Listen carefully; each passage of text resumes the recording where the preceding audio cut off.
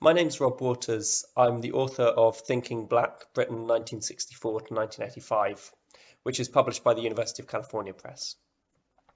It's a study of Britain's extended Black Power moment. I wanted to use this video for the Royal Historical Society to talk briefly about Thinking Black in reference to what's happening now with the resurgence of the Black Lives Matter movement.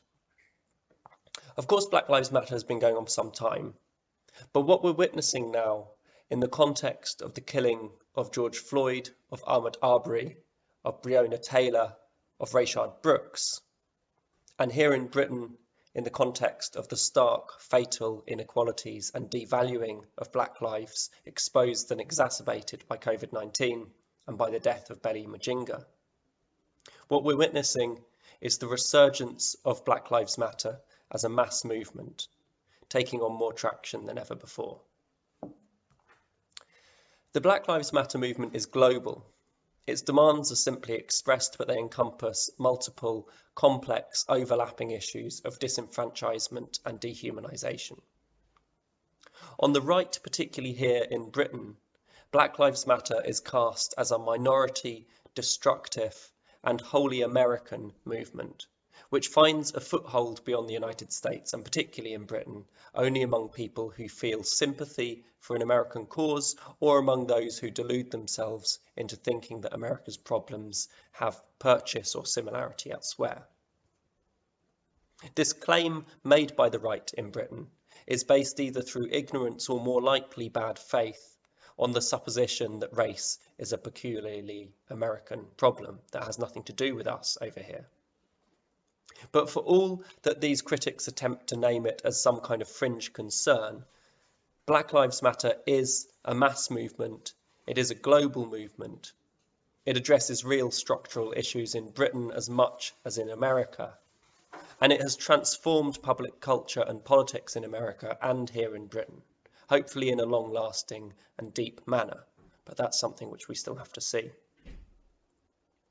I say all this because there are many similarities between this issue of the meaning and scope of Black Lives Matter for us in Britain today in the 2020s, and the meaning and scope of Black Power for Britons living through the global movement of Black liberation half a century ago.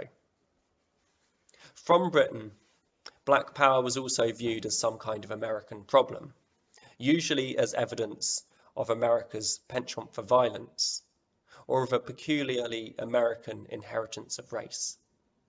Again, as something that bore no meaning or relation to Britain. Black Power organisations appeared in Britain, but like the activists for Black Lives Matter today, they were dismissed as fringe groups, fanatics, misguided people, and often as people who unnecessarily disrupted the processes of integration for Britain's expanding multicultural society by politicising race and by bringing an American politics to where it was not suitable or needed.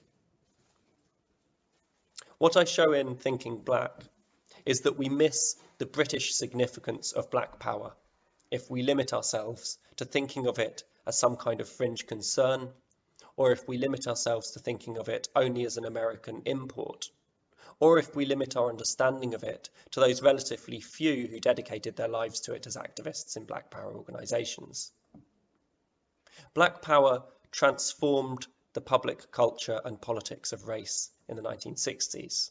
It did so globally, and it did so in Britain. It transformed the meaning of decolonisation, liberation. It changed even the meaning of blackness itself. The moment of Black Power in Britain represents a major rupture in modern British history, and one which historians are only still beginning to reckon with.